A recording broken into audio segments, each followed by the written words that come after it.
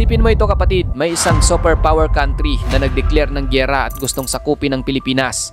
Mayaman sila, high-tech ang mga armas at milyon-milyon ang sundalo. Sa papel, parang madali lang tayong tatalunin, di ba? Pero guess what? Sa oras na dumaong ang mga barko nila sa ating karagatan, doon pa lang magsisimula na ang pinakamalaking bangungot ng kanilang buhay. Dahil ang totoo, ang Pilipinas ay isa sa mga pinakamahirap sakupin na bansa sa mundo.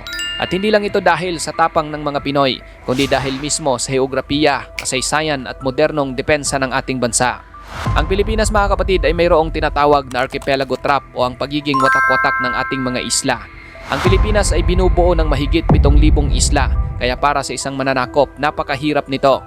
Kung sasakupin mo ang isang bansa na may malaking landmass gaya ng France o Germany, kailangan mo lang magmarcha ng mga tangke ng dire-diretso. Pero sa Pilipinas, kapag nakuha mo ang Maynila, hindi ibig sabihin na nakuha mo na ang Cebu o Davao.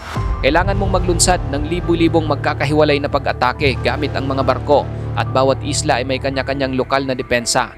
Mauubos ang kanilang oras, malaking pera ang magagastos at paniguradong ubos sundalo para sa kahit na sinong mananakop.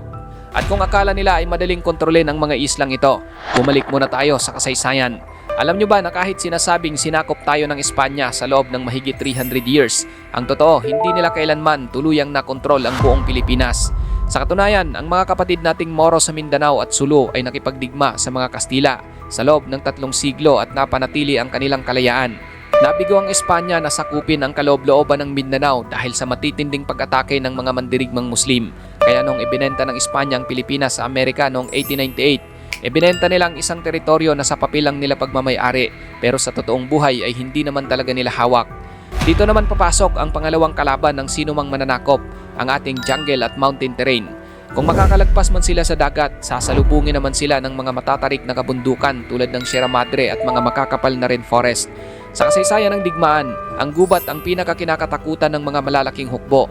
Tanungin mo na lang ang Amerika noong Philippine-American War noong 1899. Kahit mas advance ang armas ng mga Amerikano, nahirapan silang sumpuin ang mga rebeldeng Pilipino dahil lumipat ang ating mga bayani sa guerrilla warfare o ang istilong hit and run. Hindi mo magagamit ang mga dambuhalang tangke sa gitna ng masukal na gubat. Ang mga sundalong Pinoy na kabisado ang bawat sulok ng bundok ay bigla na lang susulpot, aatake at mawawala na parang bula. Ganito rin ang naging bangungot ng mga Hapon noong World War II. Kahit kontrolado nila ang mga syudad, ang mga kabundukan ay pinamahalaan ng mga sikat na gerilya tulad ng Hukbalhap. Araw-gabi silang tinambangan ng mga Pilipino hanggang sa tuluyan silang mapalayas. Ngayon, ang pangatlo pa nilang problema ay ang ating mga natural disasters kasama sa depensa ng Pilipinas ang mismong kalikasan natin.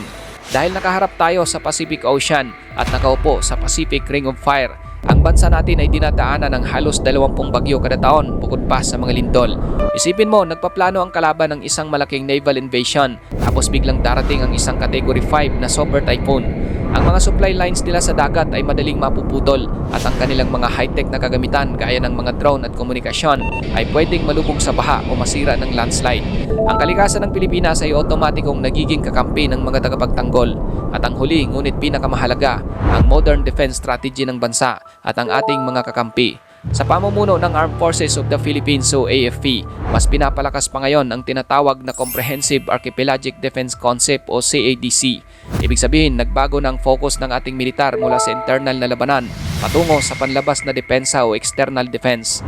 Hindi na lang tayo nag-aabang sa tabing dagat, handa na tayong itaboy ang kalaban gamit ang mga bagong radar systems, missile defenses at maging ang mga binubuo nating military satellite at drone capabilities habang malayo pa lang sila sa ating exclusive economic zone. Bukod sa sarili nating lakas, napapaligiran din tayo ng mga makapangyarihang alyansa.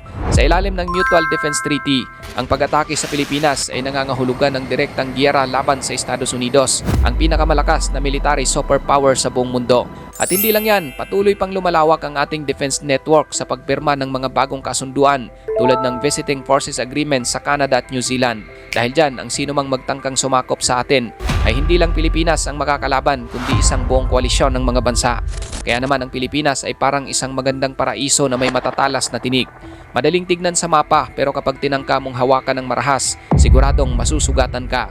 Mula sa 7,000 isla, masukal na gubat, matapang na kasaysayan ng gerilya, hanggang sa modernong missile at mga kaalyado, ang Pilipinas ay nananatiling isang matibay na kuta. Ikaw kapatid, ano ang masasabi mo sa videong ito?